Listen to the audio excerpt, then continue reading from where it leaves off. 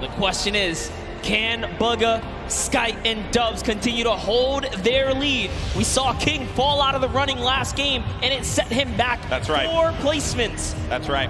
That's right. King is going to be someone we have to keep a keen eye on. Not a king eye, a keen eye on. Keep a king eye on him, too, because why not? A king out there. He really is, man. I think someone on the Fortnite competitive Reddit said, if you have that name and you take out a player like Tfue, you got to live up to it. That's you right. You got to live up to it. But there's the standings once again to get you all up to speed. Bugga still holding on to his first place position. Skype and Dubs right behind him. Dubs behind Skype by 1 point only. And this is the spread of the island. First person to congratulate him, his teammate, Mega. Now, Rux. There you go. That's what I want out of Rux. At the start, Arkrum. That is a big elimination. Shaking the head, shaking the head. Feels bad, man. Oh, and when friends collide, ouch. Yeah, that is a rough one. Then you got Nix and Niddle. Nix, a Brazilian player. He was clinical during the qualifiers. Always seeing him in the top 10. Each and every week that he played, everyone in the region, everyone in the Brazil region knows how good Nix is. There's one player right below him, and maybe Niddle is going to experience that for himself. Nix does have that life lead here. We'll have that shield advantage. Niddle a little weak on the HP side as well. Listen, Nix is here to show why he's the first qualified solo and duo player from the Brazilian region. There's only a few players who have the title of being fully qualified or double qualified for the competition here. Nix is one of them. He's hearing all that movement up above him. Niddle does have the high ground for the time being. He goes in for the challenge, and that's Nix doing it for the region, doing it for Brazil. More cowbell, please. Nix versus Niddle. Nix comes out on top. He wiggles his finger at the camera and says, no, no, not today. Snobby Shores is his home here. We saw a great performance from Sinnoh and O-King yesterday, but Letwike and Twins, they've really been going at it here and in Paradise Palms. The only players here, so the winner of this one's going to take it all. 7 builds for Letwike currently. HP, little dire. Twins also going to be in a rough spot too, and then won't get an opportunity to be able to pop that big potion there unless he goes for it. Okay, he's making it happen. He's going for the big potion pop, and he does get it. That's going to give him a slight advantage in this fight. The difference was no hesitation here as Letwike is going back in it, even with the health disadvantage here. Oh, that shield's going to be gone out of that one monster. Let does go up above him, and no! Twins got caught looking, and that's Let who will benefit with that Chug Jug. I'll tell you this, so much confidence. Confidence is key when it comes down to these PvP battles. He just went all the way. He was committed, and he was, you know, hell-bent on getting the win there. But Ghost Issa, we haven't seen any Shifty Shafts action all weekend long. Good to see Ghost Issa here on the main stage, as he deserves as much love as anyone else. What's he gonna do? How's he gonna represent for himself and his fans? It's a battle, cross-regional battle here between Moffin and Issa. Moffin from Japan, putting this region on the map, perhaps. Issa, well-known player in the space. He's been at this for quite a while. Off-screen, you just saw King's name in the action feed against T.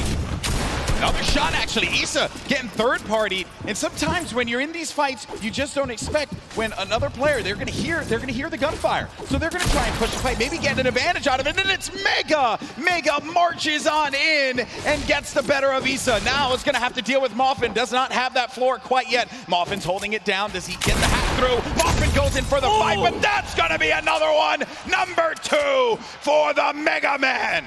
We wanted some Shifty Shafts action, and we got it right there. They are just unfortunately in the warpath of Mega. He lands right outside of this area. Good on him to rotate through here and catch him off guard. Here's a nice little replay from King taking out Teak. Yeah, the King elimination on Teak. One of the other eliminations that had happened earlier on. This is Pika. Look at this, Pika jumping forward, finds one in front. That's the third party, and this player now having to look at Pika, but that was nasty. Pika made him pay. Pika ordered a quick 2-piece chicken nugget, and Aqua was a part of it. That's so unfortunate. Aqua's really been struggling so far in the solo competition, but I'm sure it's a breeze for him now, being that he had such a huge day yesterday. But jumping in with Zayt here. Right now, Aqua's playing with house money. That's what we like to say. Huge performance from Zayt yesterday, but unfortunately for him, not going to be the case in Game 4. Hood J, his first elimination is on to one of Fortnite's greats, Zayt. But the fight continues against Dracons. It's an artillery strike right here, and Dracons is going to have to back up here. As Hood J is going to get a moment of peace because he's in the lowest level. He doesn't have to worry too much. Dracons trying to axe his way through the middle, and he's trying to loot right there. That's his loot, respectively, if he can snatch it really quickly. But no, he's more focused on this battle right now. And sets up a cone as well. And Dracons, you know, from the Brazilian region, so there's just aggression. That's what they do. They'll go after the fights, and they want to get in your face. They don't care. They don't care what region you're from. Absolutely loving the rhythm right now. He's really messing with the cadence of his axes, but he's going to get punished. And now he's the one who's on the defense right here as he backs up and takes the defensive stance to go ahead and heal. Doesn't have any shields, no minis, unlike Hood J, who has 2 more remaining. As well as some bandages. Allow him to bounce back. He's got all the mats now, Golden Boy. Normal health points. It was just his shield that was ripped off there. 2 quality players right now, scrambling against one another. Pika, get rid of the trees so that you can get above. You also get a little bit more resources out of this, perhaps. It's right in front. Oh, man. Played around the corner there. And then Pika, he just had that brief moment to move away. Saw him move ever so slightly down low. Just saw the tip of his head. This is an intense battle. Pika versus Crew. Crew, a double qualified competitor here. Didn't play in the duos competition yesterday. And of the 2, he's the one who just goes in. He's not the IGL. Let's see how he can handle himself here when just playing solos now. And he's in the zone. He's found himself in the zone. Yeah, they're going to get ticked for 1 in the zone, and they're pretty far from it. He doesn't want to play off that camera angle, but he's going to chuck a brilliant grenade right there. It's going to open up the box. Now you're inside of the Storm Monster. What do? You're engaging in this fight. You're losing health little by little. What's the play now? Oh no! Got the med kit, but he couldn't connect. The play was just to go for it. Pika gets the better, but he's going to continue to tick for health. Does have a launch pad though. Can fly back. He's really far from the safe zone there. Tuzi's next to him, as well as Keemstar. And King, he's gone. He's flying over to the next target here. He just doesn't stop. Into another box fight he goes. And now he's going to reposition here and set up for the prime push. This is ridiculous. Look, he's still going. He does not care, people. King wants to jump into your box. It's his box now! Oh, what a beast! What a beast! He's not here to play. Laser's going to go down. King. Bow down. We thought Booga was one of the best box fighters. Hold up, it's time to do some reviews here because King is putting himself on the map here. All I want, Bala, if you're listening, I just want you to do a VOD review of King, okay? Get us a VOD review, please. Hopefully we can just agree at not putting himself in a position, but still to get hurt, but still take shots. And Benji Fishy against Storm. First elim for him there. Saw that, he put the trap above his head through the window edit, opens it up and hits him with the pump. And now we're on his perspective. But as we were mentioning before, sometimes game awareness was at an all-time high here. Take a look here. Tfue, nice little replay right there. One of his first elims. First point, as a matter of fact, against Kurtz. Tfue on the board. The King. What are the chances of that one? Yeah, the good old community launch pad right there. Great neighbors. Paying attention to what's going on here. Can Tfue make a big comeback for himself here? A little concerned about that player who had edited out. And Tfue did have the mark on him. That guy though, you hate that one. When you just get focused on so much. You're out and about trying your best to stay up in this game. And then everyone looks at you, and Tfue again, he's doing damage, but he's not getting the elimination. Other people are siphoning those away from him. Yes, Prisionero was just snatched from him. That's another point that unfortunately does not go his way here. He does have some shadow bombs though, so he will be able to make it to this next zone. He decides that he's close enough to try and tarp in, but now he becomes the target of the server because he's only building in wood here. People can take note of the structures being used. That will give you an indication as to where they are currently. Players do build around 2-box metal, perhaps. Metal, the strongest structure. In case you're wondering, maybe you're watching for the first time, wondering what's going on here. Your Game 3 winner, Dubs. 2 eliminations, still has that baller, but it is a very weak baller. I mean, look at that thing, it is cracked up. Not only that, he doesn't have health either. He is very, very weak here. He has tons of materials though. He just has to play for placement to continue to hold this lead that he has right now on the competition.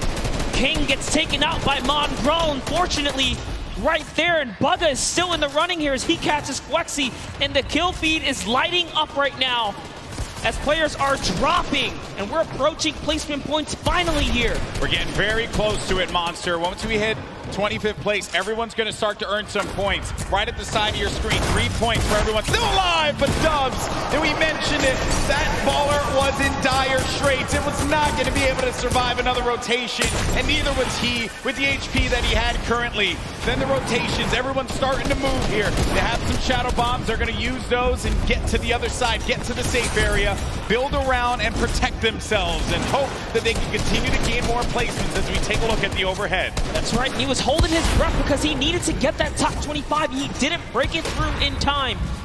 Everyone left in the game has already gotten placement points here, but you want to play for the next threshold. You want to continue to stay in this game here, as that's exactly what Tfue's doing with the shadow bomb, hopping around the builds here, trying to keep a low profile. Bizzle still in the running. One of the innovators when it comes down to tarping and pushing out with effective and clean builds. Just one of the greats of Fortnite altogether.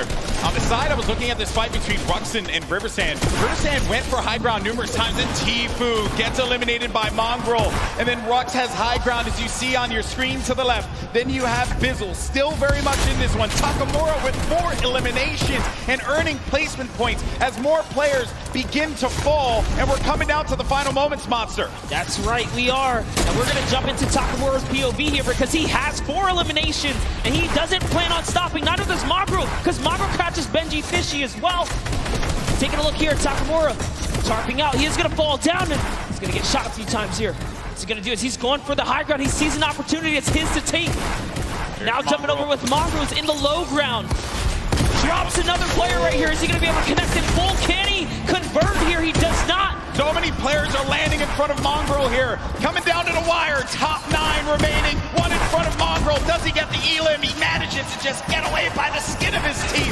And now Mongraal gets up to the high ground. Maybe using this. If you keep jumping on the wall, you won't go out of the shadow state. He gets up top, but there's no one going to be there. There's a person all the way above him. Knocks the structure down. And the player does manage to catch himself and maintain the high ground positioning here. We have some great players still left in this game, but Mongraal with 4 eliminations is looking for number 5, and that was on Nate. We're now down to the final moments. Top 5 Monster. He had to fully commit there. Those are the maps that he needed. He's still in the game here. He's going to go all the way for it, and that's a trade out with the 109 to the face here. Huge elimination on Takamura.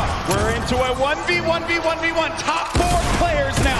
Mongraal in the ultimate low ground, going up against a player. It's going to be Bugga. The game 1 winner will not be enough against Mongraal, who does get picked quite a bit. He loses a lot of HP. No more build, but the victory royale goes to the veteran Som, who manages to pick up a massive win.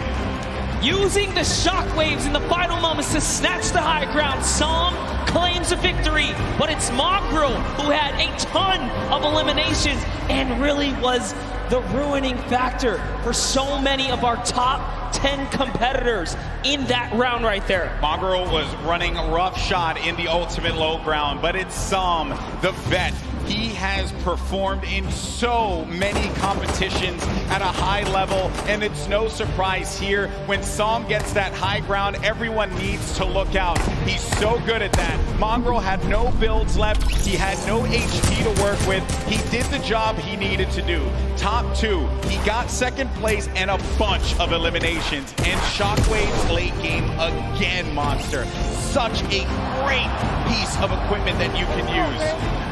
Love that right there. Stands up, flexes, hits us with the let's go. He's feeling good. And that's a huge accomplishment to take a victory. And just you only have so many opportunities to win a game here. Just to do that alone, it's magnificent. Yeah, it really, magnificent is the best word that I could think of at those final moments. Games 3 and 4 certainly did not disappoint. Oh, that was a wild, wild game. Here are the standings, though. Bugha still holding on to first place. Look how far ahead he is.